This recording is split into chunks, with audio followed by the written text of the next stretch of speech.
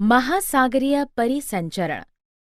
महासागर के पारितंत्र की विशेषता समुद्र तट, तरंगे, ठंडी पवन, आसपास की वायु और इसकी तरंगों में लवण है। ताल एवं झील। शांत जल के विपरीत महासागरीय जल हमेशा गतिमान रहता है। ये गतियां 3 प्रकार की होती हैं: तरंगे, ज्वार भाटा और धाराएं।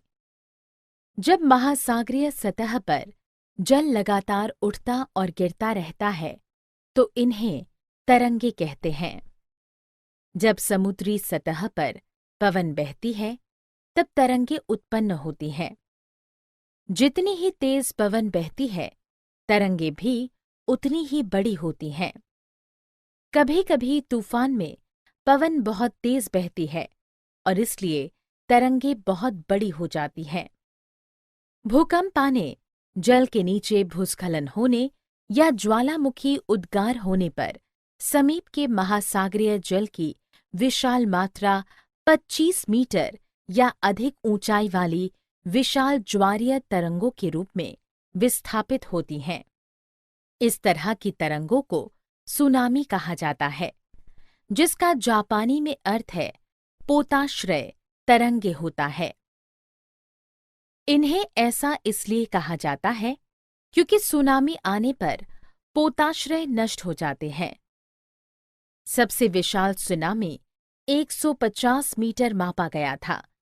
इस तरह की सुनामी तरंगों की गति लगभग 700 किलोमीटर प्रति घंटा होती है। भारत में 26 दिसंबर 2004 को सुनामी आई थी। सुनामी अंडमान और निकोबार द्वीप के निकट पूर्वी तट पर आई थी। विनाश के परिणाम स्वरूप इंदिरा पॉइंट डूब गया था। यह सुनामी उस भूकंप के परिणाम स्वरूप आई थी जिसका अधिकेंद्र सुमात्रा के निकट था।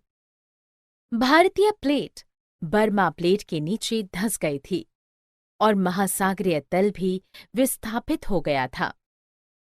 तटीय इलाकों से इस अंतराल में जल भर गया। इसके बाद यह जल 800 किलोमीटर प्रति घंटे की गति से भूसंहति की ओर वापस लौटा। फिर जल की गति धीरे धीरे 70 किलोमीटर प्रति घंटे तक कम हो गई। तब तक विनाश हो चुका था। अंडमान में कई द्वीप डूब गए थे। यद्यपि पहले से भूकंप का अनुमान लगाना संभव नहीं है, फिर भी संभावित सुनामी की लगभग 3 घंटे पहले की भविष्यवाणी की जा सकती है। इसके लिए विशेष रूप से प्रशांत क्षेत्र में पूर्व चेतावनी प्रणालियों का उपयोग किया जाता है। ऐसा इसलिए है क्योंकि हिंद महासागर के विपरीत प्रशांत महासागर में भूकंपीय क्रिया बहुत अधिक होती है। चूंकि यहाँ 2004 की सुनामी दुर्लभ थी, इसलिए कई उत्सुक दर्शक थे और इसलिए मृत्यु की संख्या अधिक थी।